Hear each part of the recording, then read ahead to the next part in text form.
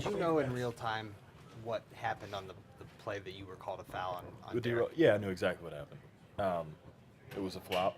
Um, I tried to get my point across pretty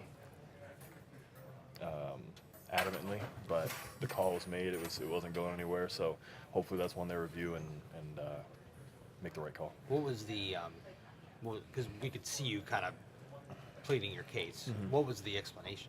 So he said that I set the screen and that I clipped him with my foot when he came off the screen. And I said, but my response was like, he grabbed his chin. Like, if I hit him in the foot, why is he grabbing his chin? And we went back and forth on that, and I just hope they go back and look for to improve. We can all improve. What I mean, however many assists you had tonight, you had a bunch. What happens when you are playing the four? Like, why all of a sudden do you get these kinds of distributing opportunities that maybe aren't there when somebody else is playing the four? I don't know. I just I enjoy making plays for others. If I and I think I may have done it a couple times too much tonight. I'll pass up my own shot to get somebody else one, and to me it makes me feel good and makes them feel good. So personally I just think it's a level of unselfishness that you have to go into the game with. Larry Drew said that he can see that you guys enjoy interest in playing with and off of one another. What's your favorite part about being in the lineup with him? Big man assist. Love him. I think I had a couple drop-offs to him. He had a couple to me, and it's just it's old school basketball. Roll down the lane, drop it to one big. The help defenders got to step up and leave somebody open. It's usually the drop-off for the other big, and so it's when you get that kind of passing going, it's a good indicator to that you're playing the right way. Is the alley-oop one kind of your favorite? Have you had one of those?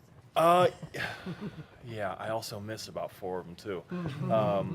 Yeah, no, that's probably my favorite. But either way, he threw a couple. He threw a lob to me, I think, and I was throwing the drop passes to him. So I'm sure we'll mix it up. You'll see some mixing up. Was that a lob or an air ball? It was a lob. It was a lob. Following up on Joe's other question, do you feel like you're able to get more opportunities to distribute when you're playing the four as opposed to the five coming off the benches? It depends on how they play me, or I should say play us as a team.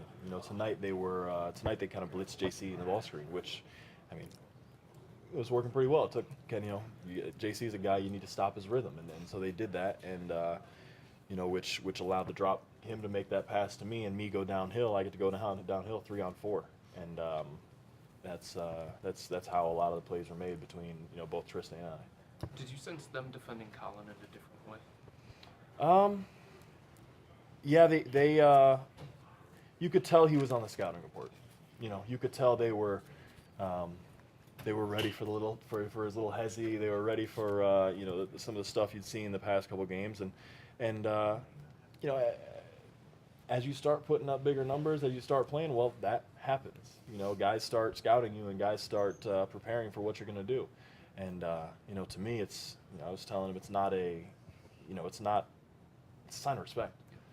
It's a sign of respect. So take it as a learning opportunity, and just beat him next game. How much of an adjustment is that? Because Colin and Jetty are going through that now, like being on an NBA scouting report for the first time. How much of an adjustment is that as a player to be a pro and have another pro team preparing to play you?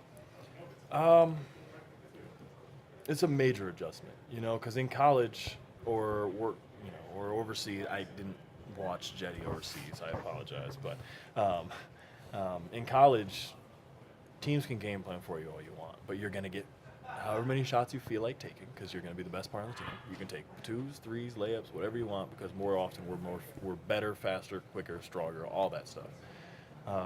But at this level, you're lucky to be even one of those things on your team, and so it's a mind game at that point.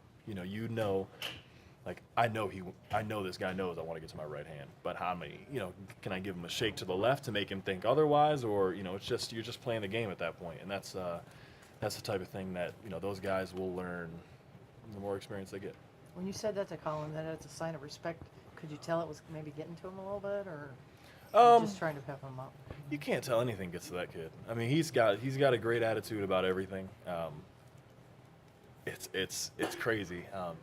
It's crazy. Comes off the court smiling, after turnover smiling, basket smiling, whatever it is. So I don't think anything is going to get to him. He'll be back tomorrow. I'm sure he's driving home now with a smile on his face, so he'll be fine. All right. Thanks, Clay. Easy enough.